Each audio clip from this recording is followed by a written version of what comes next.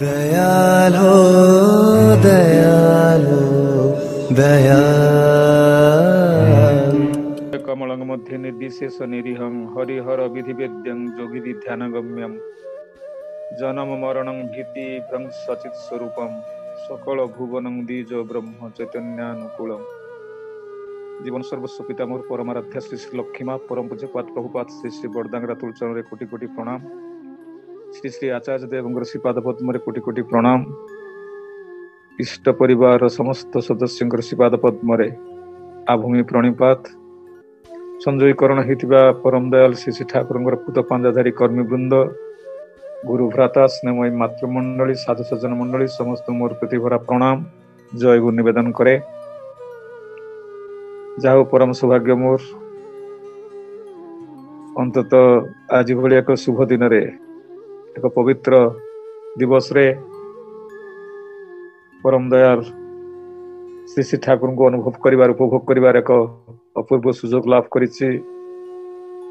अतएव मु समस्त कर्मकर्ता पाखरे कृतज्ञता स्वीकार करे। से परिप्रेक्षी किछि कथा रखिबार निर्देश है। वास्तविक से भली ज्ञान बोध अनुभव अनुभूति मोर नाई जहाँ दे कि आपण मानकु अंतत से जो आवेग रे जो भाव रे भवायित आपण माने अछंती ताको आउ टिके आगु को नबा ता तो संभव नुह बरं से भाव रे भावायित ही रही थांतु एतिकी प्रार्थना प्रभु रातुल चरण रे दया करी से यदि पद द्विपद कथा कुहाई दियंती आम समस्त अनुग्रहित हेबा परम दयाल श्री श्री ठाकुर श्रीपाद पंकज को।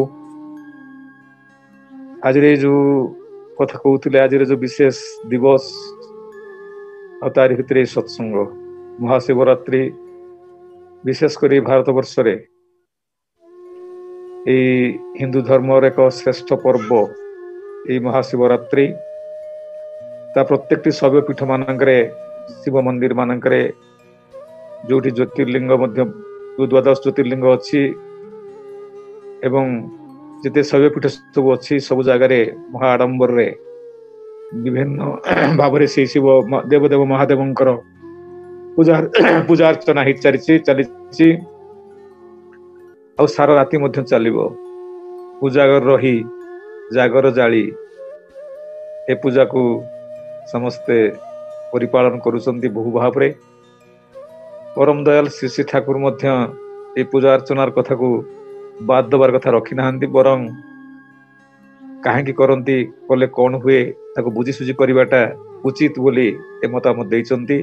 जा हो आज जो दिवस एटा होची जो देवदेव महादेव जी अंतत तांकर कहीं पालन करा जाए कथा को अनेक तो कथा किंवदंती अच्छी अनेक प्रकार उपाख्यान पुराण उपाख्यान सब अच्छी आपण माने बहुबार ताको सुनिचंती जानिचंती लोक कथा भितर मध्य ता अच्छी वर्ड सुना जाए विश्वास मनुष्य भितर अच्छी देवदेव महादेव द्वारा यही दिन ये शिवरात्रि जोटा कि फाल्गुन मासर कृष्ण चतुर्दशी दिन परिपालन हुए ताको महाशिवरात्रि कहा जाए नहले एमती प्रत्येक मासरे कृष्ण चतुर्दशी दिवस टी शिवरात्रि रूप पालन करा जाए।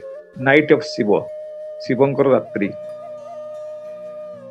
शिव माने ठाकुर भाषा रे मंगल मंगल रात्रि शिवंक शिव शक्ति से दिन कुआडे डार्केस्ट नाइट होची चतुर्दशी तिथि कृष्ण चतुर्दशी टा कहा जाए। आ फाल्गुन मास कृष्ण चतुर्दशी एटा होची जे महाशिवरात्रि आ से दिन ए पूजा अर्चना होची ए दिन कुआडे संसार सृष्टि हेतिला बोली जहाँ विश्वास अच्छी आउ किछि आख्यान मध्य कहा जाए जो दिन ए देवता असुर मानकर जो समुद्र मंथन करुथिले से समुद्र मंथन समय अमृत को लाभ आशारे अमृत पाई अमृत जहाँ मिलता ता सहित विष मध्य उद्गीरण होता जो विष को आउ कहीं हजम करिबार शक्ति सामर्थ्य कौन से देवता मान नथिला सेति बेले समस्त प्रार्थना करथिले शिव पाखरे आ शिव मध्य से हलाहल विष को पान करथिले ए मनुष्य समाज को सृष्टि को रक्षा करथिले। देखो गोटे माने असतर्क मुहूर्त रे ए सृष्टि ध्वंस होगा बसथिला जेतेबेले विषर प्रभाव रे ताको आकंठ पान करथिले नीलकंठ होई श्री देवदेव महादेव ଆଉ ଏଇ ଯୋଉ ତାଙ୍କ ପ୍ରତି ଗୋଟେ ଅନୁଗତ ସ୍ୱୀକାର କରିକିରି ତାଙ୍କ ପ୍ରତି ଗୋଟେ ଆନୁଗତ୍ୟ ଭାବ ପ୍ରକାଶ କରିକିରି ଏଇ ଧରା ପୃଷ୍ଠକୁ ଧରାକୁ ରକ୍ଷା କରିଥିଲେ, ପୃଥିବୀକୁ ରକ୍ଷା କରିଥିଲେ। ସେ ସ୍ମୃତିକୁ ଜଗେଇ ତୋଳିବା ପାଇଁ ଅନ୍ତ ଏଇ ପୂଜା ଅର୍ଚ୍ଚନାର କଥା କରାଯାଏ। ଆଉ ସେ ଯୋଉ ନୀଳକଣ୍ଠ ଭାବରେ ତାକୁ ପାନ କରିଥିଲେ ଶିବ, ପାନ କରିବା ପରେ ସେ ମୂର୍ଚ୍ଛା ହେଇଯାଇଥିଲେ। ଆଉ ତାଙ୍କର ସେ ସଂଜ୍ଞା ଫେରିବା ପାଇଁ ସମସ୍ତ ଦେବତା ଗଣ ଏବଂ ଶୈବ ଗଣ ମଧ୍ୟ, ଶିବ ଗଣ ମଧ୍ୟ ସମସ୍ତେ କିନ୍ତୁ ଅଖଣ୍ଡ ଦୀପ ଜାଳିକିରି ଉଜାଗର ରହିକିରି ଅପେକ୍ଷାରତ ଥିଲେ। ଆଉ ତାର ଫଳଶ୍ରୁତି ସ୍ୱରୂପ ସେଇ ଦିନଟାକୁ ମନେ ପକାଇବା ପାଇଁ ମଧ୍ୟ ଏ ଗୋଟେ ଉଦ୍ଦେଶ୍ୟ ବୋଲି କଥା କୁହାଯାଏ। ଆହୁରି ମଧ୍ୟ ଅନେକ କଥା ଅଛି, ଯାଭଳି ଶ୍ରୁତିରେ ଅଛି ଯେ ଯୋଉ 10ଟା ମାନେ ଶୈବ ବ୍ରତ ଅଛି, ଶିବଙ୍କର 10ଟା ବ୍ରତ ଅଛି, ତା ଭିତରୁ ଏଇ ବ୍ରତଟା ଶ୍ରେଷ୍ଠ। ଆଉ ଏ ପ୍ରସଙ୍ଗରେ ମଧ୍ୟ ଆହୁରି ଅନେକ କିମ୍ବଦନ୍ତୀ ଅଛି, ଆପଣ ସମସ୍ତେ ଜାଣିଛନ୍ତି। ଯେତେବେଳେ ଭୀଷ୍ମ ସରସଜ୍ଜା କରୁଥିଲେ, ସେ ଭୀଷ୍ମଙ୍କ ସରସଜ୍ଜା ସମୟରେ ଧର୍ମ ଉପଦେଶ ଦଉଥିଲେ କାହାକୁ? ପାଣ୍ଡବ ମାନଙ୍କୁ, ପାଞ୍ଚ ଭାଇଙ୍କୁ। ସେଇ ସମୟରେ ଏଇ କଥା ସେ ମାନେ ପ୍ରକାଶ କରିଛନ୍ତି। ସେ ଇକ୍ଷ୍ୱାଙ୍କର ଯୋଉ ବଂଶଧର ଥିଲେ, ଆମର ଯୋଉ ତାଙ୍କ ନାଁ ଥିଲା ଆମର ଯୋଉ ଚିତ୍ରଭାନୁ, ରାଜା ଚିତ୍ରଭାନୁ, ତାଙ୍କର ସ୍ତ୍ରୀ ଚିତ୍ରଭାନୁ ଉପାଖ୍ୟାନଟା କହିଥିଲେ।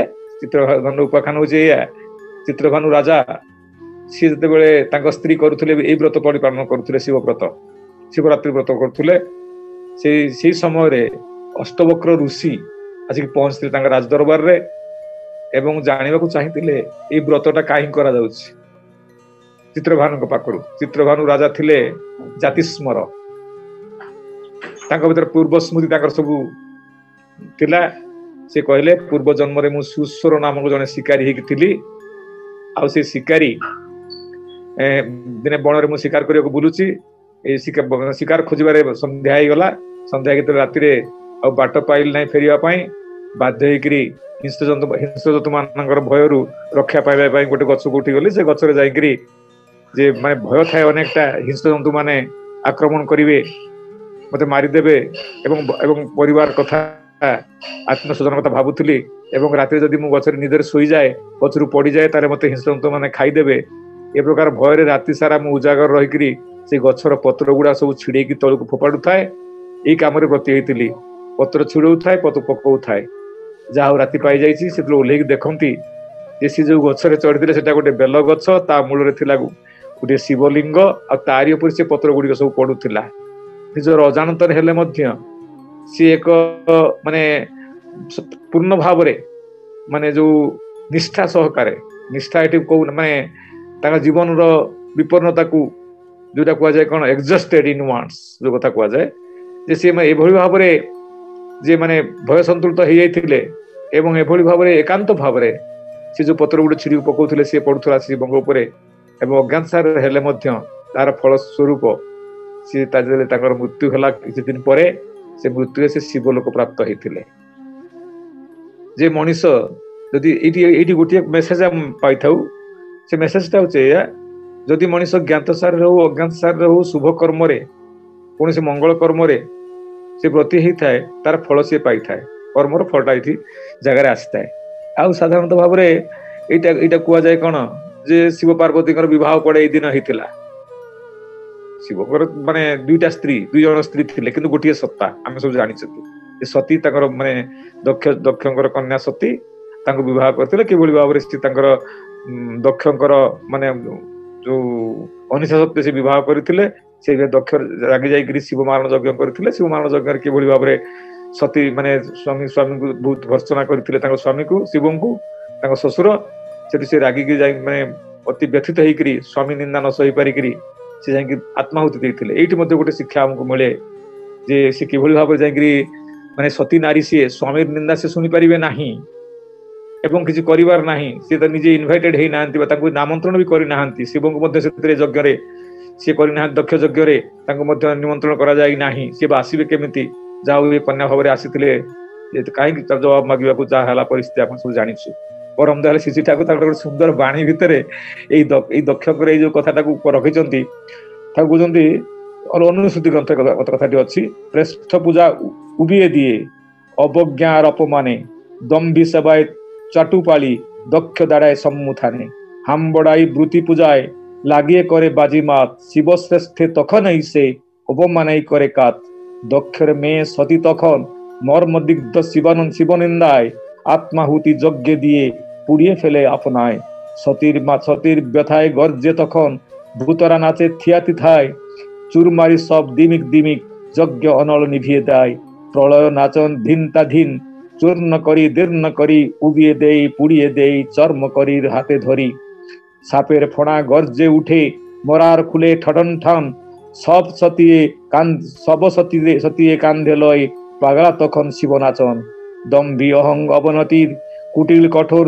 দীর্ঘাতে উড়ে মাথা অজের মুন্ড শোভে তখন দক্ষ কান্ধে দক্ষতা যদি সার্থকতায় প্রেষ্ঠ পূজা নাই রে ধরে অতএব এই বিরাট কথাটা করে বার্তাদের বাণী ସବୁ କହିଛନ୍ତି ତାକୁ ଏ କଥା ଅତଏବ ଏଇ ଯୋଉ ମାନେ ଅଛି ଉପାଖ୍ୟାନ ଅଛି ଆଉ ସେଇ ସମୟରେ ଏତେ ଭାବରେ ମର୍ମାହତ ହେଇଥିଲେ ଶିବ ସେ ଯାଇକିରି କଣ ମାନେ କୈଳାସ ପର୍ବତରେ ଅଚଳେଶ୍ୱର ନାମରେ ବିଭିନ୍ନ ଅଛି ଆପଣ ଦେଖୁଥିବେ କେଦାରେଶ୍ୱର ନାଇଁ ଆପଣ ମାନେ ବିଭିନ୍ନ ଜାଗାରେ ଈଶ୍ୱରଙ୍କୁ ନାମକୁ ନେଇକିରି ଯୋଉ ଶିବ ପୀଠ ସବୁ ହେଇଛି ସେଠି କୈଳାସ ପର୍ବତରେ ସେ ଅଚଳେଶ୍ୱର ନାମରେ ଏତେ ଭାବରେ ସେ ଲୀନ ହେଇଗଲେ ଯେମିତି ଜଣା ପଡେ ତାଙ୍କ ଦେହରେ ଆଉ ପ୍ରାଣ ହିଁ ନାହିଁ ଏବଂ ସମସ୍ତେ ବ୍ୟଥିତ ହେଇ ପଡିଲେ ଶିବଗଣ ସମସ୍ତେ ଏ ଅଚଳେଶ୍ୱର ଅବସ୍ଥା ଏ ସତୀଙ୍କର ଯୋଉ ମାନେ ସିଏ ସତୀଙ୍କର ଯୋଉ ହେଇଗଲା ଆତ୍ମବିସର୍ଜନ କରିଦେଲେ ନିଆଁରେ ତା ପରବର୍ତ୍ତୀ ଅବସ୍ଥାରେ ଶିବଙ୍କର ଯୋଉ ଏ ପ୍ରକାର ଯୋଉ ମାନେ ମହାତାଣ୍ଡବ ନୃତ୍ୟ ରଚନ କରିକି ଯେମିତି ଆସିକି ଷ୍ଟିଲନେସ୍ ତାଙ୍କ ଭିତରେ ଆସିଗଲା ଏଇଟା କୁହାଯାଏ ନାଇଟ୍ ଅଫ୍ ଷ୍ଟିଲନେସ୍ ବୋଲି କୁହାଯାଏ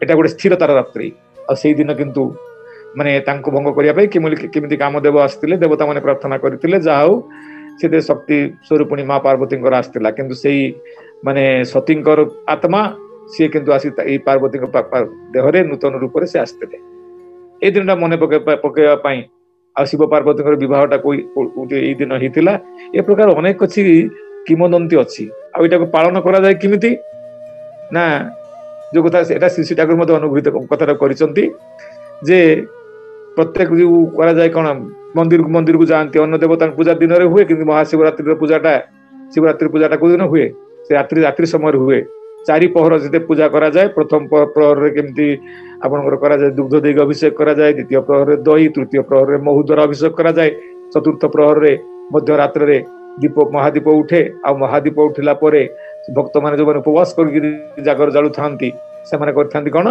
ନା ତାପରେ ଭକ୍ତ ଉପବାସ ସାରନ୍ତି ଏବଂ ସେମାନେ ସେଦିନ ମହାଦୀପକୁ ଦେଖିକିରି ସେମାନଙ୍କ ବ୍ରତ ଭଙ୍ଗ କରନ୍ତି ଏବଂ ସକାଳୁ ଉଠିକିରି ଶିବଙ୍କୁ ଦର୍ଶନ କରିବା ପୂର୍ବକ ସେମାନେ ତାଙ୍କର ସ୍ୱାଭାବିକ କର୍ମରେ ଲିପ୍ତ ରହନ୍ତି ଗୋଟେ ପ୍ରକାର କଥା ଥାଏ ଯେ ଉଜାଗର ରହିକିରି ଶିବଙ୍କର ପୂଜା କଲେ ମନସ୍କାମନା ପୂର୍ଣ୍ଣ ହୁଏ ଶିବ ହଉଛନ୍ତି ମଙ୍ଗଳର ପ୍ରତୀକ ଶିବ ଯଦି ଚାହାନ୍ତି ତାଙ୍କର ଆଉ ଗୋଟେ ନାଁ ହଉଛି ଆଶୁତୋଷ ଠାକୁର କହୁଛନ୍ତି ଆଶୁତୋଷ ମାନେ ଯିଏ ଶୀଘ୍ର ସନ୍ତୁଷ୍ଟ ହେଇଯାଆନ୍ତି ଶିବ ନାଇଁ ଶ୍ରୀ ଠାକୁର କହୁଛନ୍ତି ତାଙ୍କର ସୁନ୍ଦର ବାଣୀ ଦେଇଛନ୍ତି ସେ ସମ୍ପର୍କରେ କଥାଟା ପରେ ପରବର୍ତ୍ତୀ ଅବସ୍ଥାରେ ଆଲୋଚନା କରାଯାଇପାରେ ଯେ ଏଇ ଯୋଉ ଶିବର ପୂଜାର କଥା ଏଇ ପ୍ରକାରର ପୂଜା ଅର୍ଚ୍ଚନା କରାଯାଏ ତା ପଛର ଯଦି ଠାକୁରଙ୍କ କହିବା ଅନୁସାରେ ଯଦି ବାସ୍ତବ ଭାବରେ ଆମେ ତାର କାହିଁକି କରାଯାଏ ତା ଭିତରେ ଥିବା ପ୍ରକୃତ ତତ୍ଵଟା କଣ ଯଦି ଆମେ ନ ବୁଝୁ ତାହେଲେ ଏଇ ପୂଜା ଅର୍ଚ୍ଚନା ଜାଗାରେ ରାସ୍ତାରେ ଯିବ ହୁଏତ କେତେବେଳେ କେମିତି ଆମର ସଂଯୋଗବଶତଃ ହଉ ଆମେ କିଛି ଫଳ ପ୍ରାପ୍ତି ହୁଏତ ହେଇଯାଏ ଗୋଟେ ବିଶ୍ୱାସ ଅଛି ଏ ବିଶ୍ୱାସଟା ଆମ ଭିତରେ ଗୋଟେ କିଛି ଅନ୍ତତଃ ଭାବର ଜାଗରଣ କରେ ଯୋଉ ଭାବ ଦେଇକିରି ଆମେ କିଛି କର୍ମରେ ଗତି ହଉ ସେଇ କର୍ମଟା ଆମକୁ ସାହାଯ୍ୟ କରିପାରେ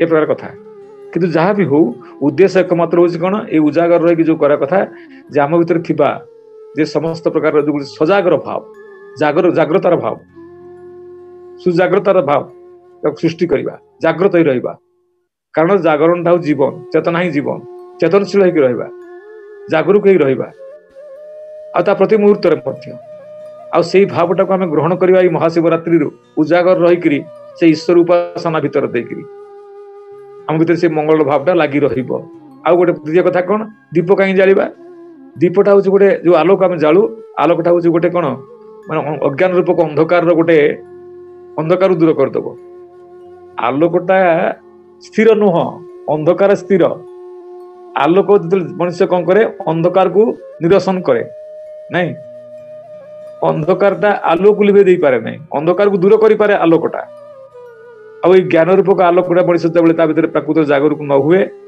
ତାହେଲେ ପୂଜା ଅର୍ଚ୍ଚନା ମାନେ କିଛି ନଥାଏ ପୂଜା ଶବ୍ଦଟି ଆସିଥାଏ ପୂଜ ଧାତୁରୁ ଯାହାର ଅର୍ଥ ହେଲା ହେଇ ଉଠିବା ହେଉଥିବା ପଛରେ ଯଦି କାରଣ ଗୁଡ଼ିକ ଆମେ ନ ଜାଣୁ ତାହେଲେ କିନ୍ତୁ ଏଇ ଟ୍ରାଏଲ ଆଉ ଏରର ଭିତରେ ଦେଇକରି এইଭଳି କେତେ ଗୁଡ଼ିଏ କୁସଂସ୍କାର ଭାବବୋଧକୁ ନେଇକି ଆମ ଭିତରେ କିନ୍ତୁ ପ୍ରବେଶ କରିଯିବ, ଯୋଉଟା କି ଧର୍ମର ଗ୍ଲାନି ବୋଲି ଶ୍ରୀ ଠାକୁର କହିଛନ୍ତି।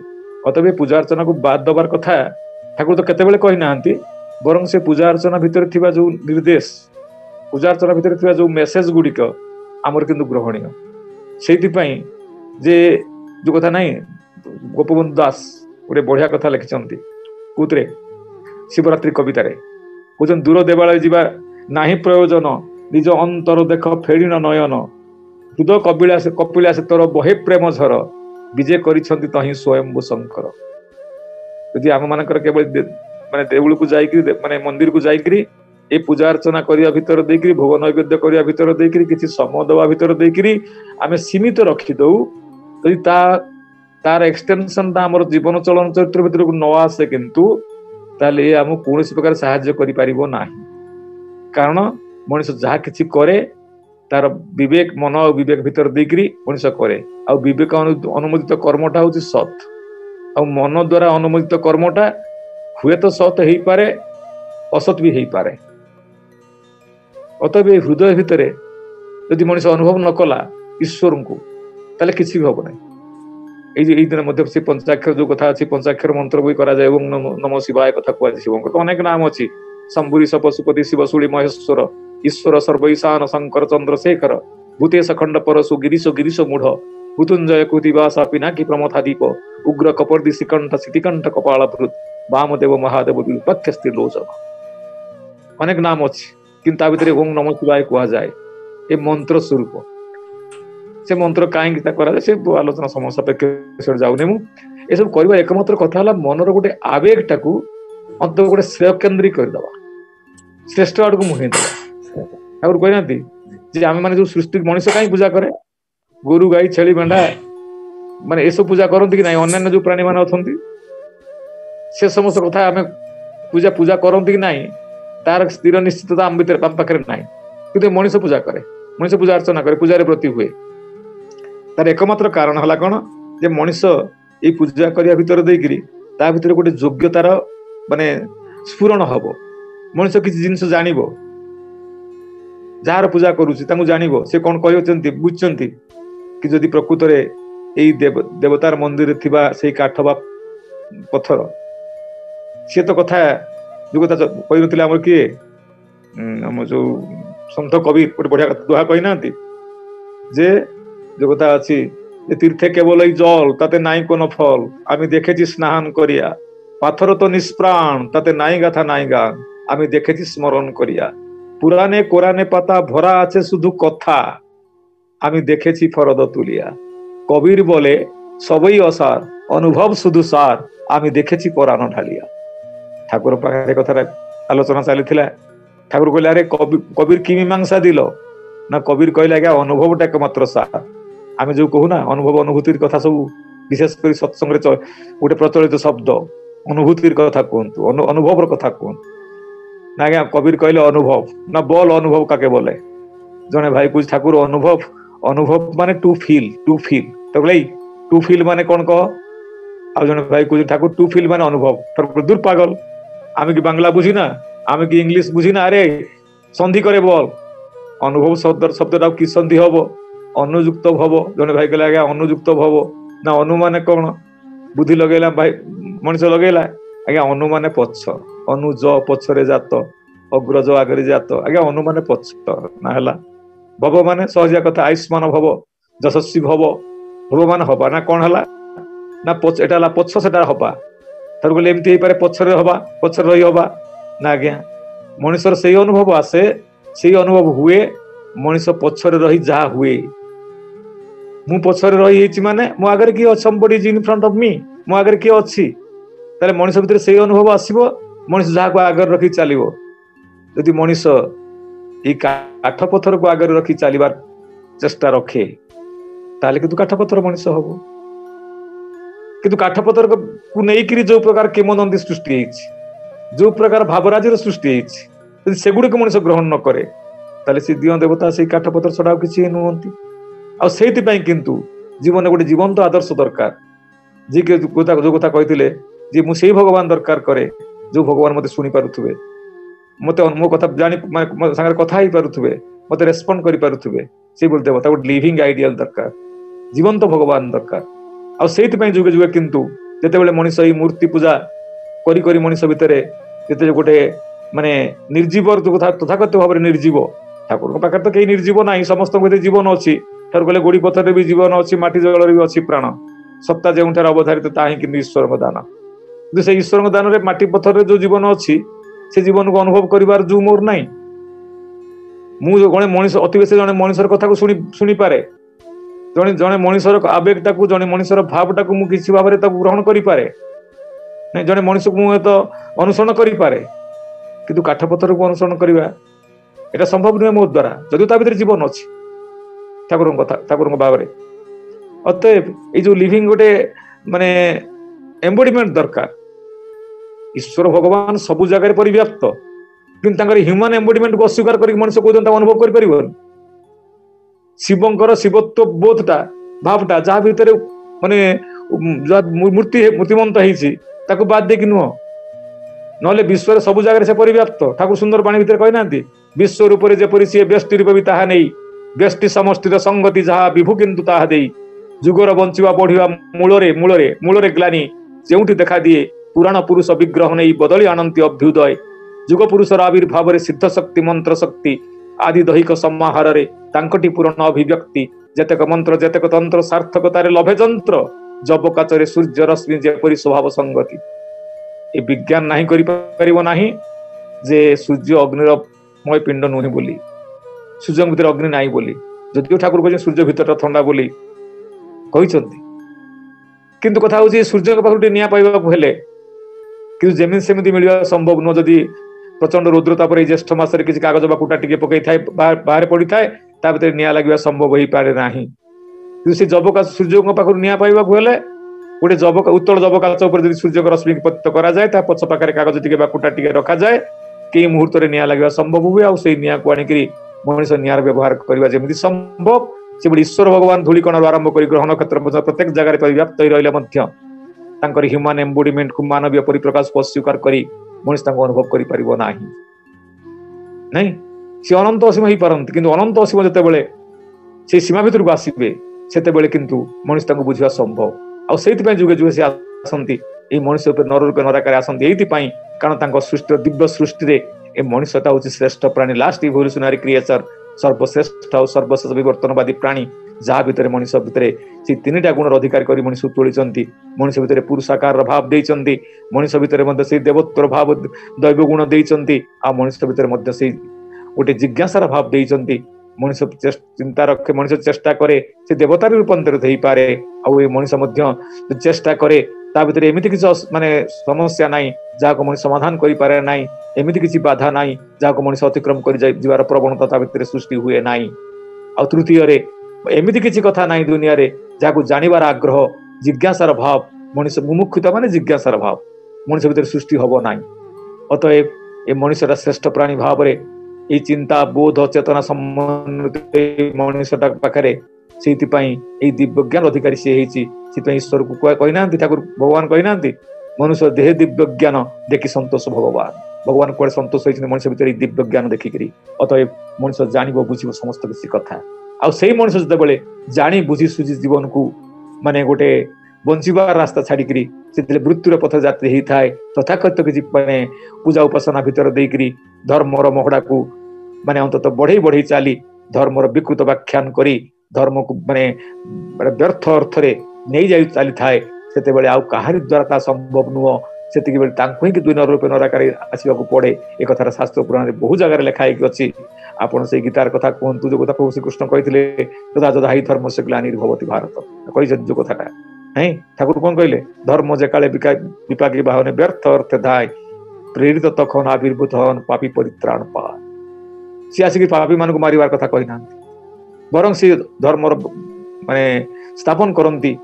ଯେତେବେଳେ ଯାହା କିଛି ଯୋଉ ଯୁଗରେ ଯେଭଳି ଭାବରେ ପ୍ରয়োଜନ, ସିଏ କିନ୍ତୁ ସେଇଭଳି ଭାବରେ ଯୁଗ ପୁରୁଷ ଭାବରେ ଜଗତକୁ ଆସନ୍ତି, representative man of the age ହେଇକି ଆସନ୍ତି। ଆଉ ସିଏ କିଏ ନା କଣ୍ଡେନସେସନ ଆଣ୍ଡ କଞ୍ଜୁମେସନ ଅଫ ଅଲ ଦ୍ୟାଟ ଇଭଲ୍ୟୁସନ୍ସ। এই বিবর্তনবাদ পৃথিবী ভিতরে সে সমস্তর পূর্ণতম ঘনীভূত রূপ ହେଇକି ସେ ଆସନ୍ତି ଆଉ ଆସିଛନ୍ତି ପରମ ଦୟାଲ ଶ୍ରୀ ଠାକୁର ହେଇକିରି ସର୍ବବିବର୍ତ୍ତନ ମାନେ ପୁରୁଷୋତ୍ତମ ଭାବରେ ଅନ୍ତତଃ ଶ୍ରୀ ଠାକୁର ଆସିଛନ୍ତି ପୂର୍ଣ୍ଣ ପୁରୁଷୋତ୍ତମ ହେଇ ପୂର୍ଣ୍ଣ ବ୍ରହ୍ମ ରୂପରେ ସଦ୍ଗୁରୁ ରୂପରେ ସେ ଆମ ପାଖରେ ମାନେ ପହଞ୍ଚିଛନ୍ତି ଆଉ ଆମେ ତାଙ୍କର ମନ୍ତ୍ର ଶିଷ୍ୟ। ଅତଏବ ଯୋଉ କଥା ବିବେକାନନ୍ଦ କହିଥିଲେ there is a special class of oral teacher over and above the ordinary spiritual avatars and masters. If they commands, the low lives of the low can become Mahatma, but we cannot like them. But we can achieve God realization only through them. They are the father of the fathers, so we are bound to obey them. ଦୟା କରି କେହି ଠାକୁର ଦୀକ୍ଷା ନେଇନି, ଆମେ ମାନିବାକୁ ବାଧ୍ୟ। ଆଉ ଯଦି ତାଙ୍କ ପାଖକୁ ଆସି ଯାଇଛୁ ଏ ଜନ୍ମ ଜନ୍ମାନ୍ତର ସୌଭାଗ୍ୟ କ୍ରମେ ତା କିନ୍ତୁ ସମ୍ଭବ ହେଇଛି।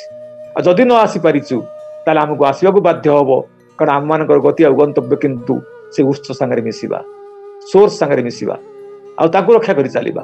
ଆଉ ଯେତେବେଳେ ତାହା ନ ହେଇପାରେ ସେତେବେଳେ ଜୀବନରେ ଦୁଃଖ କଷ୍ଟ ଅଭାବ ଅଭିଯୋଗ ଆସିବାକୁ ବାଧ୍ୟ। ପରମ ଦୟାଲ ଶ୍ରୀ ଠାକୁର କହୁଛନ୍ତି ନିଶ୍ଚୟ ବିଧିକୁ ତୁମେ ଅବମାନନା କରିପାର ସେ ସାଧ୍ୟ ତୁମର ଅଛି, କିନ୍ତୁ ବିଧି ତାର ମାନେ ନିର୍ମମ ଆଘାତ ହାନିବାରେ ସାମାନ୍ୟ ରେହାଇ ଦବନି, ଏ ଅଧିକାର ମଧ୍ୟ ପ୍ରକୃତିର ଅଛି। ଅତଏବ ମଣିଷ ଯେ କୌଣସି ପୂଜା ଅର୍ଚ୍ଚନା କରୁ ଯାହା କିଛି କରୁନା କାହିଁକି ସର୍ବାଗ୍ରେ କିନ୍ତୁ ଏଇ ଯୋଉ କଥା କହୁଥିଲି ଆଜି ଦିବସରେ ଯୋଉ ଜାଗ୍ରତର କଥା, ଯୋଉ କଲ୍ୟାଣ ମଙ୍ଗଳର କଥା ପରମ ଦୟାଲ ଶ୍ରୀ ଠାକୁର କହୁଛନ୍ତି। ଠାକୁରଙ୍କୁ ପ୍ରଶ୍ନ କରାହେଇଥିଲା ଯେ ଠାକୁର ଜୀବର କଲ୍ୟାଣ କୋଉଥିରେ ହୁଏ? କେତେ ବିରାଟ ପ୍ରଶ୍ନ ଦେଖନ୍ତୁ। ଠାକୁର କହୁଛନ୍ତି ମଣିଷର ଶ୍ରେୟ ଶ୍ରଦ୍ଧା ଯେତେ ବଢିଯାଏ ଜୀବର କଲ୍ୟାଣ ସେତେ ଆସିଯାଏ। ଗୋଟିଏ କଥାରେ କେତେ ସହଜ ଭାବରେ ଠାକୁର କହିଦେଲେ, ଯୋଉ ଜାଗାରେ ଶ୍ରେୟ ଶ୍ରଦ୍ଧା ଶ୍ରେଷ୍ଠ ପ୍ରତି ମଣିଷ ଯେତେ ଶ୍ରଦ୍ଧା ବଢିଯିବ ଜୀବର କଲ୍ୟାଣ ସେତେ ହେଇଯିବ। ଆଉ ଦେଖନ୍ତୁ କିନ୍ତୁ ଯେତେବେଳେ ଧର୍ମର ଗ୍ଲାନି ହେଇଛି ଏଇ ଶ୍ରେୟ ଶ୍ରଦ୍ଧାଟା ଯେତେବେଳେ ମାନେ ନଷ୍ଟ ହେଇଯାଇଛି ସେତିକିବେଳେ ସେ ଆସିକିରି ସେଇ ଶ୍ରେୟ ଶ୍ରଦ୍ଧାଟା କିନ୍ତୁ ମଣିଷ ଭିତରେ ବଢେଇ ତୋଳନ୍ତି, ଯାହାକି ପରମ ଦୟାଲ ଶ୍ରୀ ଠାକୁର ଅନ୍ତତଃ ସ୍ପଷ୍ଟ କରିଛି ତାଙ୍କର ବାଣୀ ଭିତରେ। ଗୋଟେ ସୁନ୍ଦର କଥା କହୁଛନ୍ତି, ଦୀପ୍ତ ଯାର ପିତୃ ଶ୍ରଦ୍ଧା ନିବିଡ଼ ଯାର ଭକ୍ତି ଦୀପ ନିଷ୍ଠା ପ୍ରତୁଳ ନନ୍ଦନାରେ ଉଛୁଳି ଉଠନ୍ତି ସ୍ୱୟଂ ଶିବ। এই কথাটা ঠাকুর কাহিଁକି ବାଣୀ ଦେଲେ, ଦୀପ୍ତ ଯାର ପିତୃ ଶ୍ରଦ୍ଧା ନିବିଡ଼ ଯାର ଭକ୍ତି ଦୀପ ନିଷ୍ଠା ପ୍ରତୁଳ ନନ୍ଦନାରେ ଉଛୁଳି ଉଠନ୍ତି ସ୍ୱୟଂ ଶିବ। ଶିବ ମାନେ ମଙ୍ଗଳ, ମଙ୍ଗଳ ଉଛୁଳି ଉଠେ କୋଉଠି ନା ଏଇ ପିତୃ ଶ୍ରଦ୍ଧା ଯାହାର ଅଛି।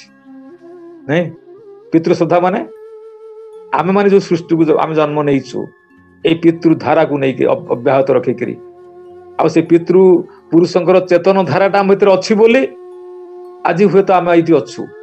ଆଉ ସେ ଯେତେବେଳେ ଚେତନ ଧାରା ଯଦି ଆମ ଭିତରୁ ହଜିଯାଏ ତଥାକଥିତ ସଭ୍ୟତାର ମହଡ଼ାରେ ଆମେ ସଭ୍ୟ ହେଇ ଉଠିଛୁ, କିନ୍ତୁ ଯୋଉ ଧାରା ଭିତରେ ଦେଇକି ଆମେ ଆଜି ଆସିଛୁ, ଯୋଉ ସଂସ୍କରଣରେ ଆମେ ଆଜି ଉପସ୍ଥାପିତ ହେଇଛୁ, ଯଦି ଆମେ ତାକୁ ଭୁଲି ଯାଉ ତାହେଲେ ଆମର କିଛି ମାନେ ଆଉ ସ୍ଥିତି ହିଁ ନାହିଁ। ଠାକୁର ତାଙ୍କ ବାଣୀ ଭିତରେ କହିନାହାନ୍ତି ଯେ ମାନେ ପିତୃପୁରୁଷର ଚେତନ ଧାରା ତୁମଠି ଯଦି ବହିଲାନି କିଏ ବା ତୁମେ କେଉଁଠି ତୁମେ କୂଳ ଗୌରବ ରହିଲାନି।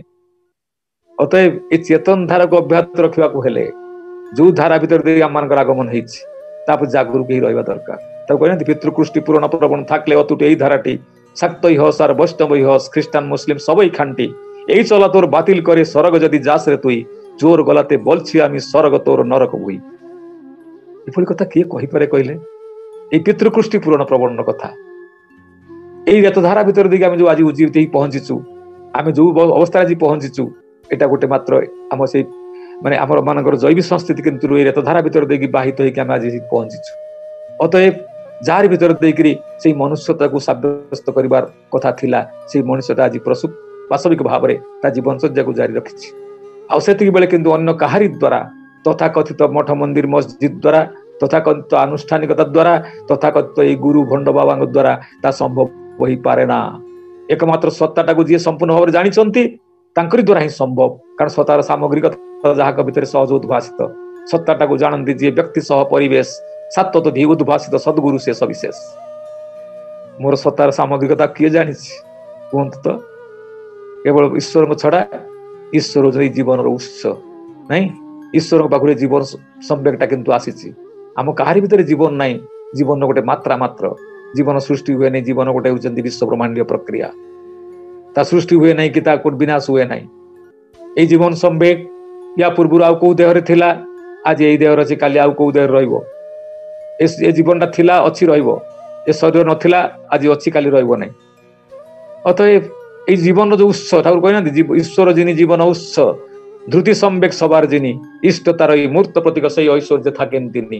ଅତଏବ ସେଇ ଜୀବନର ଉତ୍ସ ଯୋଉ ଈଶ୍ୱର, ଏଇ ଯାଇ ଶିବ ପୂଜାର ଅନ୍ତ ଈଶ୍ୱରଙ୍କ ପୂଜା ଅର୍ଚ୍ଚନା ଚାଲିଛି। ଈଶ୍ୱର, ସେଇ ଈଶ୍ୱରଙ୍କର କିନ୍ତୁ ଜୀବନର ଉତ୍ସ। ଆଉ ଯେତେବେଳେ ମଣିଷ ସେଇ ଉତ୍ସଙ୍କ ପ୍ରତି ନେଗ୍ଲେକ୍ଟ କରି ଚାଲିଛି, ଉତ୍ସକୁ ସେ ଅବହେଳା କରି ଚାଲିଛି, ଆଉ ଉତ୍ସ ଯେ କିନ୍ତୁ ସେ ମଣିଷ ରୂପରେ ଆସନ୍ତି ମଣିଷ ପାଖକୁ, ମଣିଷ ପାଇଁ ଗ୍ରହଣୀୟ ହବା ପାଇଁ, ଯୋଉଟା ପ୍ରଭୁ ଶ୍ରୀକୃଷ୍ଣଙ୍କ ପାଶ ସମୟରେ ମଧ୍ୟ ସେଇ ସମସ୍ୟା ଅବଜାନାତି ମାଙ୍ଗ ମୁଢା ମାନୁଷିତ ଅନୁମାଶ୍ରିତମ୍ ପରଂ ଭାବ ମଜାନନ୍ଦ ମମ ଭୂତମହେଶ୍ୱରମ୍। ଏଇ ମୂଢ ମଣିଷ ମାନେ ମୋର 3.5 ହାତର ମଣିଷ ରୂପ ଦେଖି ବିଶ୍ୱାସ କରନ୍ତି ନାହିଁ ବୋଲି କଥା କହିଥିଲେ ନାଇଁ। ଅତଏବ ଆମମାନଙ୍କୁ ସେଇ ଉତ୍ସମୁଖୀନତାର ଭାବ ନେଇ ଚାଲିବାକୁ ପଡିବ। ଜୀବନରେ ଆମେ ଶାନ୍ତି ସ୍ୱସ୍ତିକୁ ଅନୁଭବ କରିବାକୁ ଚାହୁଁ। ଯାହା ଆଜି ଯୋଉଥିପାଇଁ ଆମେ ଦୌଡି ଯାଉଛୁ ମନ୍ଦିରକୁ, ଦୌଡି ପାଇଁ ଆଜି ପୂଜା ଅର୍ଚ୍ଚନା କରି ଚାଲିଛୁ, କେବଳ ମଙ୍ଗଳ ତ ପ୍ରାପ୍ତି କରିବା ପାଇଁ ତ, ଜୀବନରେ ଆନନ୍ଦ ସୁଖ ଶାନ୍ତି ପ୍ରାପ୍ତ କରିବା ପାଇଁ ତ। ଆଉ ତାର ଉତ୍ସ ଯିଏ, ତାକୁ ନେଗ୍ଲେକ୍ଟ କରି କଣ କେତେବେଳେ ମଣିଷ ରିସୋର୍ସରେ ମାନେ ସମ୍ଭବ ମଣିଷ ପାଖରେ ହେଇଛି। ତାକୁ କହିନାହାନ୍ତି ବାଣୀ ଭିତରେ, ଉତ୍ସ ଯେ ତୋର ରକ୍ଷଣ ତାର ସୁଖ ସୁବିଧାର ଚେଷ୍ଟା, ଯାହା ହରାଇଲୁ ଜୀବନେ କିନ୍ତୁ ମେଣ୍ଟିବନି କେବେ ତୃଷ୍ଣା। ଏଇଭଳି ଆମ ଜୀବନରେ କେତେ ଥର ଆସିବା ଯିବା ଚାଲିଛି ଏଇଥିପାଇଁ ଯେ ଆମମାନେ କିନ୍ତୁ ପ୍ରକୃତ ଗତି ଆଉ ଗନ୍ତବ୍ୟକୁ ସ୍ଥିର କରି ନେଇ ପାରିନାହୁଁ। ଆଉ ଶ୍ରୀ ଶ୍ରୀ ଠାକୁର ଆସିକିରି କିନ୍ତୁ ଆମ ଭିତରେ ସେଇ ପ୍ରକାରର ଚିନ୍ତାଧାରାକୁ ସୃଷ୍ଟି କରି ଦେଇଗଲେ। 3.5 ହାତର ମଣିଷ ରୂପରେ ଲୀଳା କରିକି 81 ବର୍ଷର ମହାମାନବୀୟ ଜୀବନ, ଯାହାରି ଭିତରେ ଏ ସୃଷ୍ଟିର ସମସ୍ତ କିଛି କଥାକୁ ସହଜ ଭାବରେ ସେ ଅନ୍ତତ ପରିପ୍ରକାଶିତ କରି ଦେଇଗଲେ, ଯାହା ପ୍ରାସଙ୍ଗିକ ହେଇ ରହିବ ଏ ସୃଷ୍ଟି ଥିବା ପର୍ଯ୍ୟନ୍ତ ନାଇଁ। ସେଇଥିପାଇଁ ଶ୍ରୀ ଠାକୁର କହୁଛନ୍ତି যে বাঁচতে হলে বাঁচার বিধান মেনে তোমাকে চলতে হবে, নইলে বাঁচন বাঁচবে না কিন্তু নিছক যাহার নামেই যাবে। বঞ্চিବାକୁ ହେଲେ ବଞ୍ଚିବାର ବିଧାନକୁ ମାନିବାକୁ ପଡିବ ଏବଂ ତଦନୁପାତି ତା ଚାଲିବାକୁ ପଡିବ। ଆଉ ତା ନ କରିକିରି କିଛି ପାଇବାର ଯୋଉ ପ୍ରଲୋଭନ, ଠାକୁର କହୁଛନ୍ତି এটা এই প্রকার ব্যবস্থা ମୋ পাখে নাই। যদি করে জানতে চাও তো এখানে এসো, যদি বোঝাবিলাসী হয়ে থাকতে চাও তো দার্শনিকের কাছে যাও ବୋଲି ଠାକୁର କହୁଛନ୍ତି। ଠାକୁର ମୋର ଯାହା କିଛି କହିଥିବା କଥା ଗୁଡ଼ିକ ସବୁ ମୋର କରିବା ଭିତରୁ ସାଉଁଟା। ତେଣୁ ଠାକୁର କହିଲେ করবে যেমন চলবে যেমন ফলবে তেমন মিলবে তাই, সৃষ্ট ভাবে সুপথে চল নিষ্ঠার ছাড়া বাড়াই নাই। এই যে কথা কହୁଥିଲି ଟିକେ ଆଗରୁ, ନିଷ୍ଠା ପ୍ରତୁଳ ନନ୍ଦନାରେ ଉଛୁଳି ଉଠେ ସ୍ୱୟଂ ଶିବ। ଏ ଜୀବନରେ এই ନିଷ୍ଠା ଛଡା ଆଉ କିଛି ନାହିଁ। ଠାକୁର ଇଷ୍ଟ ନିଷ୍ଠା ହିଁ ମୁକ୍ତି তোমার, ইষ্ট নিষ্ঠা ହିଁ পরাগতি, ইষ্ট নিষ্ঠা ହିଁ ব্রাহ্মী পথ, নিষ্ঠা ହିଁ ତୁମର ଜୀବନ ଗତି। ଅତଏବ ଆମେ ଚିନ୍ତା କରୁ ଯେ ନିଷ୍ଠା କରିକି ଆଜି ଉପବାସ ରହିକିରି ଆଜି ଶିବଙ୍କର ପୂଜା ଅର୍ଚ୍ଚନା କରୁ, ଠିକ ଅଛି। ଉପବାସ ରହିଲୁ ଏଇଥିପାଇଁ, ପ୍ରତି ମୁହୂର୍ତ୍ତରେ କିନ୍ତୁ ପ୍ରତି ମୁହୂର୍ତ୍ତ କାହିଁକି ଫ୍ରାକ୍ସନ ଅଫ ଦି ମୁଭମେଣ୍ଟ ଆମେ ସେଇ ଶିବ ଆଜି ଉପାସ ରହିଛୁ। ଏଇଥିପାଇଁ କାହିଁକି ଉପାସ ରହିଛୁ, ମନେ ପଡିଗଲା ଶିବଙ୍କର କଥା, ଶିବଙ୍କ ନିକଟରେ ମୁଁ ଅଛି। ଉପମାନେ ନିକଟ ବାସ ମାନେ ବାସ କରିବା। ଉପବାସ ଗୋଟେ ମାଧ୍ୟମ ଯୋଉଥି ଭିତରେ ଦେଇକି ସବୁବେଳେ ସେ କଥାର ଅନୁରଣିତ ହୁଏ ମନୁଷ୍ୟ ମାନେ ଅନ୍ତର ଭିତରେ, ମନୋଭାବ ତାର ସୃଷ୍ଟି ହେଇଯାଏ, ସେ ଈଶ୍ୱର ଟାଣି ହେଇଯାଏ। କାରଣ এই ଯାଦୃଶୀ ଭାବନା ଦଶ ସିଦ୍ଧିର ଭବତି ତାଦୃଶୀ, ଭାବନାଟା ଭିତରେ ଦେଇକି ମଣିଷ ସିଦ୍ଧି ଲାଭ କରେ। ଅତଏବ ଏ ଭାବନାଟା ମଣିଷ ଭିତରେ ସ୍ପଷ୍ଟ ହବା ଦରକାର, ସେ ଇଷ୍ଟ ଭାବରେ ଭାବାୟିତ ହେଇକି ରହିବା। ଆଜି ଶିବ ପୂଜା, ଆଜି ଶିବଙ୍କର ବ୍ରତ କରିଛି, ଆଜି ମୁଁ ଆମିଷ ଖାଉନି, ଆଜି ମୁଁ ଉପବାସ ରହିଛି, ତାହେଲେ କାଲିଠୁ କଣ କରିବି, କାଲି ପୁଣି ଯାହା ଇଚ୍ଛା ତାହା ଖାଇବି, ଏତ କଥା ନୁହଁ। ପୂଜାର ତ ଏଇଆ ମୁଁ ଶିଖିଲି ନାହିଁ। ମୁଁ ଈଶ୍ୱରଙ୍କ ନିକଟରେ ରହିବି, ଆଜି ଦିନଟା ରହିଲି, ମଙ୍ଗଳରେ ରହିଲି, କାଲି ରହିବି ନାହିଁ। କିନ୍ତୁ ସିଏ ଆସିକି ମଣିଷର ଜୀବନକୁ ବଞ୍ଚିବାର ରାହା ଦେଖେଇ ଦିଅନ୍ତି, ବିଧାନଟାକୁ ଦେଇ ଦିଅନ୍ତି, ମଣିଷ ପାଖରେ ସହଜ କରିଦିଅନ୍ତି। ଆଉ ସେଇଥିପାଇଁ ସିଏ କିନ୍ତୁ ଆମମାନଙ୍କର ଅନୁସରଣୀୟ। ଅତଏବ ଏଇ ଉତ୍ସକୁ ରକ୍ଷା କରିବାକୁ ହେଲେ ସେ ପ୍ରକାର ଗୋଟେ ମାନସିକତା ଦରକାର। କାରଣ ଏଇ ଭାବରେ ହିଁ ଥାଏ ହେବାର ଆବେଗ, ଭାବ ହିଁ ବାକର ପଥ, ଭାବରେ ହିଁ ଥାଏ ଚଲାବୁଲା, ଭାବରେ ହିଁ ରହେ ଜୀବନ ରଥ। ତ ଏଇ ଭାବଟାକୁ ଠିକ କରିବା ପାଇଁ ହେଲେ এই ଭାବଟା କଣ ବୋଲି ମତେ ଜାଣିବାକୁ ପଡିବ। ଭାବଟା କୋଉଠୁ ଆସେ, ମୋ ଭିତରେ ଥିବା, ଠାକୁର କହୁନାହାନ୍ତି ବୋଧିର ଉପରେ ସାଡା ପଡି ତାଠାରୁ ଭାବ ହୁଏ। ଆଉ ଏଇ ଭାବ ତରଙ୍ଗର ସୂକ୍ଷ୍ମ ସମାବେଶ ହିଁ ମନ, ଆଉ ମନର ମୂଳରେ ଏ ଜଗତ ନାଇଁ। ଯାଦୃଶୀ ମାନେ ମନର ମୂଳେ ଜଗତ ଆମେ କହୁ, ମୋ ମନ କହିଲା ଏଇଟା କରିବା ପାଇଁ। ଏ ଦୁନିଆରେ ସବୁ ଜିନିଷ ଚେଞ୍ଜ ହୁଏ, କିନ୍ତୁ ଗୋଟେ ଜିନିଷ ଚେଞ୍ଜ ହୁଏନି, କଣ କହିଲେ? ପ୍ରଥମ କଥା ଠାକୁର କହୁଛନ୍ତି everything of the world changes but one thing does not change, that is the change. ପରିବର୍ତ୍ତନଟା କେତେବେଳେ ପରିବର୍ତ୍ତନ ହେଇନି, ତାମାନେ ସବୁବେଳେ ପରିବର୍ତ୍ତନ ହବ। ପରିବର୍ତ୍ତନଶୀଳ ଦୁନିଆଟା, ପ୍ରତି ମୁହୂର୍ତ୍ତରେ ପରିବର୍ତ୍ତନ ହେଇ ଚାଲିଛି। ଆଉ ସେ ପରିବର୍ତ୍ତନଟା, ମନଟା କିନ୍ତୁ ଗୋଟେ ଏମିତି ବିଷୟ ବା ବସ୍ତୁ ବା ଏମିତି ଗୋଟେ ଆବେଗ ଯୋଉଟା କି ଏ ପରିବର୍ତ୍ତନକୁ ଗ୍ରହଣ କରିପାରେ ନାହିଁ ସହଜ ଭାବରେ। ମନ ଯଦି ଭାବେ ଏଇଟା ମତେ ସୁଖ ଲାଗୁଛି, ସେଟା ସବୁବେଳେ ଥାନ୍ତା କି, ଏଇ ଯୁବାବସ୍ଥାଟା ମୋର ସବୁବେଳେ ଥାନ୍ତା କି, କିନ୍ତୁ ଯେତେ ଚାହିଁଲେ ବି ହବ ନାହିଁ। ଏ ପରିବର୍ତ୍ତନଶୀଳ ଦୁନିଆର ନିୟମଟା ପରିବର୍ତ୍ତନ, କିନ୍ତୁ ମନ ସେଥିରେ ସାମିଲ ହେବାକୁ ଚାହେଁ ନାହିଁ। सी चाहे सब सुख मिलू सब मु शांति थाए सब आनंद थाए सब मैं युवक होगी थाए सब मो शक्ति थाऊ एटा मन चाहे कि ता तो हुए ना ये सृष्टि तो नियम नुह सब नियम हम आ से नियम सांगे जो माने प्रकृत में निजको माने नियोजित कर नियंत्रित होती से मान पाखे सुखटा किंतु आसे शांतिटा किंतु आसे तार सुख आ शांति बोली जिनस किसी ना शांति किसी नुह the balance state of mind is called peace मनुष्य मनर भारसाम्यता रक्षा कर चलवाटा हूँ शांति गोटे लोकर हुए खावा ना सका खाई उपरओली कौन खाइब कि सुविधा ना से प्रकार माने पाखे किसी वस्तु ना कि सी आनंद माने घुंगुड़ी मारिक शोच गोटे लोक तीतल प्रसाद माने तुड़ी तल सज्जा शोची निज बटिका न खाइले निद आसुना ये बुझा जा पारे ना जे प्रकृत में माने कौन शांति कोटा सुख कोटा बोली अतएव सुख और शांतिटा किंतु गोटे मनर भावना मात्र भावराजी मात्र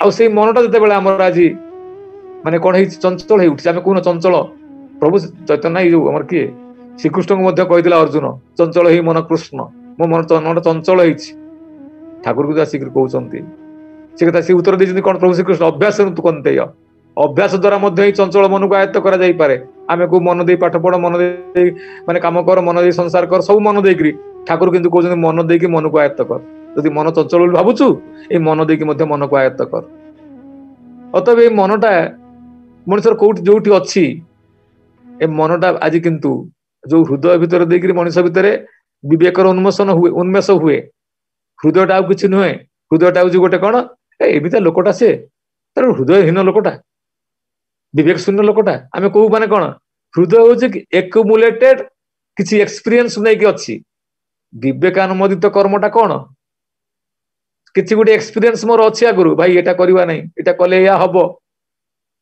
मु देखी मु शुणी या कले या हुए बोली ताने एटा कौन एटा हूँ विवेकानुमोदित कर्म एटा हृदयर परिभाषा कि मन कौन कहे गोटे रास्तार सुंदरी कन्या स्त्री देखिली बा गोटे बहुत गोटे टंकार प्रलोभन देखिली एथिरे आकृष्ट हो पड़ी भल मंदर विचार बहुत हजिगला ये मन चंचल है पारिवेशिक प्रभाव द्वारा प्रभावित होकर मन चंचल हुए ना स्वाभाविक अवस्था निश्चल मन आ हृदय किंतु अलग किसी ना ये सब चेतनार क्रमा विभिन्न कथा सीआड़ जाऊनी तेज ये समस्त जिनस गुड़ाक यदि मनुष्य मन को आयत्त करे आ से मन को आयत्त कर रास्ता आज मनुष्य पाखे सबुआडे हजि जाइए मन को जदि आयत्त रखापी हेले मन को आज हृदय भीतर रखा आज हृदयटा किंतु मन भीतर रही जाइए जो हृदय भितर मन रहा कथा से मनटा मन भीतर आज हृदय किंतु रही जाइए आ से मन को आयत्त करने हेले मनुष्य पाखे ठाकुर कहना महाप्रभु मन बांदर को जब्द करने को हेले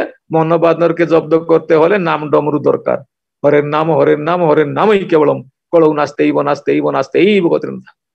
अन्य रास्ता ही नहीं हरिनाम हरिनाम हरिनाम कारण नाम सुप्रेम जपत नयासा भक्त दही मुदु मंगल बासा नाम जपत प्रभु किर्ण प्रसाद भक्त शिरोमणि भई प्रहलाद ये नामटा जदि प्रकृत अनुरणित हुए मनुष्य भितर नाम पढ़ी से प्रति मनुष्य जागरूक होगी थाए नामटा किसी नुहे ईश्वर को नाद ब्रह्म कह जाए जे नाम से कृष्ण भजन निष्ठा करी नामेर सहित आछे नापनी श्रीहरि अतएव से नाम को आम पाइचु जो ईश्वर सूक्ष्मतम रूप परिप्रकाश ये नाम आउ से नाम को आम प्राप्त करिचु दीक्षा माध्यम अति भाग्यमान से बीज मंत्र प्राप्त करिचु आमे जहाँ को मनन करिले इच्छा न थाई जदि हम मनन करू ताले कौन इच्छा न थाई जप कले अनिच्छा सत्य जप कले इच्छा जागे अंतस्थले ठाकुर प्रश्न कराइले ठाकुर ये नाम कले कौन हुए ठाकुर कहले नाम कले तो भीतर समस्त किछि संभाव्यतार पूर्ण परिप्रकाश घटे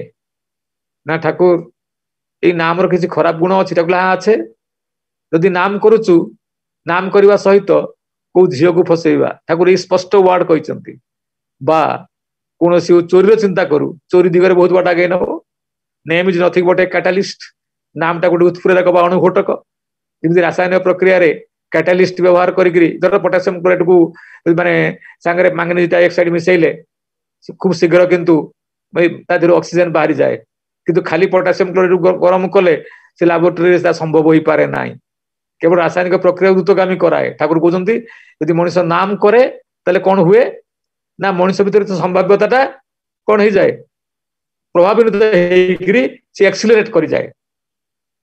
ଆପଣ देखि नांती एक गोड़िया छिड़ा ହେଇକି राक्षस माने तपस्या करुଥିଲେ पानी भितर किए कलानी तो किए जाइकरी माने खाଇବା पिया छाड़ी देकी तपस्या कलानी जे से माने डिस्ट्रक्टिव एटीट्यूड नेकरी से माने होते से नाम को मनन करुଥିଲେ नाम जप करुଥିଲେ थारु कहले जे नाम करार मनन कर इष्टर जत गुणा बळी भावे काजे मकस्कर ज्ञान गुणे हबि बळी यदि नामिक प्रति आधार एधेड न होइकरी नामिक प्रति अनुगत न रखिकरी नामिक प्रति श्रद्धा न रखिकरी यदि मनुष्य नाम करे तल नाम रो मध्य विकृत फल होई पारे ठाकुर कहले निष्ठा नति नाई को जादेर शुधु नामेई बाकी होबे नामिते नति ना थाके जदि सार्थकता कोथाय तबे नाम रो मूर्तिमंत प्रतीक जी राम नाम जप करे रामंकर जीवन आदर्श जहा सी दे जाइचंती मो जीवन रे फुटी उठे ना मु ठाकुरंकर बीज मंत्र जप करे ठाकुरंकर जो गुण विवाह मो चरित्र को रंजित करिवार भाव न थाए तांको तुष्ट पुष्ट करिवार भाव आवेग मोर न थाए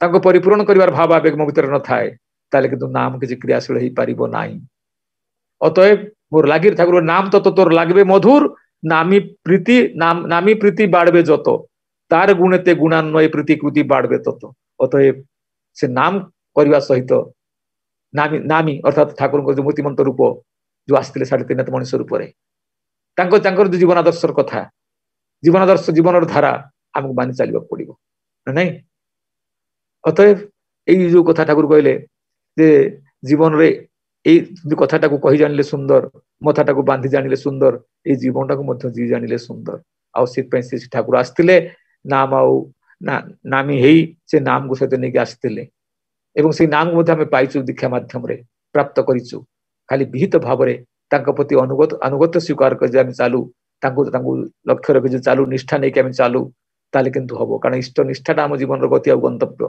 जो कथा कहते टे आगु तो ठाकुर कहले भजन जेमन भाग्य होते मन निष्ठा जाते जेमन रय भाग्य देवी होते मन तर प्रीति सुहाग एने बय मोर भाग्य जेम सेमिति हबो मोर भजन जेमिति हबो जाके जेमन भजबे तुमी निष्ठा होबे तेमन तर अस्खलित निष्ठा होले निष्ठा होय थाके दड़ अतएव आम मानकर से विश्वास से निष्ठा से भल पाइबा जे भली अंततः ठाकुर ही परिपूर्त करू एवं आम माने समस्त अंततः ये जेते जहा किसी दिन आसना कहीं सबू भीतर देकरी किंतु ठाकुर आम पाखरे थांतु आम निष्ठा चंचल न ही उठू आउ से निष्ठाटा मध्य कौन प्रकार माने कौन परिस्थिति न भांगी जाऊ ठाकुर ताड़न पीड़न भर्सना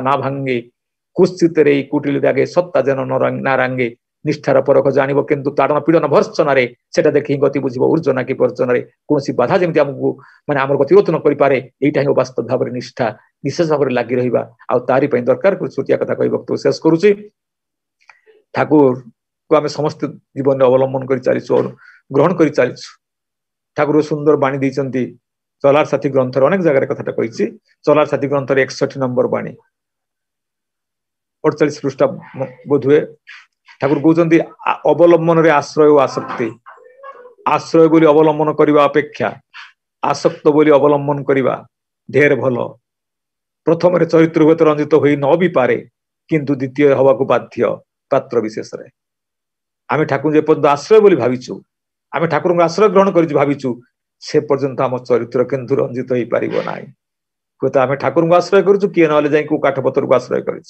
नहीं अतएव आश्रय बोली मोर ठाकुर अच्छा बोध है आश्रय बोध आसक्तर बोध है मु ठाकुर ठाकुर ना मोर चलो ना ठाकुर से दिन कथा गोटे कथा कहते ठाकुर कहले तुमको भल पाइबा पड़ो बोली मुझे तुमको भल पाए ना बरं तुमको भल न पाई कि मुझे पारे ना आ ठाकुर किंतु कहते जिते तुम भीतर से बोध आसो ठाकुर नहरे मोर चलती ना चलो ना सेटा ही वास्तविक प्रति माने आम जीवन माने नियमक आम नहीं चलवा तेज जाओ परिवेश परिस्थिति भितर आम समस्त ठाकुर धरी जीवन चलीचु आम मान से आवेग सृष्टि हो भक्ति सृष्टि हो विश्वास सृष्टि हो निष्ठा रहू आ केवल कर्म प्रति रहा जो साधना आम प्रति चली ठाकुर कहले साधना मान ही साधी नवा स्मरण मनन करण रे अभ्यास रे स्वतः हेले सिद्ध होई उठे से अतएव आसतु से इष्ट स्मरण इष्ट मनन इष्ट कर्म प्रति रहा यही हम आम मानकर माने वास्तव जीवन प्रति सुविचार भाव हम आज जो आचार्य देव निर्देश 3.5 कोटी दीक्षा कारण आचार्य अनुसरण व्यतीत के इष्टानुसरण संभव नुह आचार्य नीति आ निर्देश आम मान जीवन गति आ गंतव्य अतएव से 3.5 कोटी दीक्षा केमती हम बा जेकोसी कर्मयज्ञ आसी से समस्त कर्मयज्ञ किभଳି सुरे विनायत हो उठिबो तापई तांकर कोन निर्देश अछि से निर्देश को परिपालन करबा एहा ही वास्तविक पूजार सार्थकता यह ही वास्तविक मंगल यज्ञर वास्तव आहुति परिशेष समस्त शांति स्वस्ति सुदीर्घ जीवन कामना करी और वक्तव्य को रखे।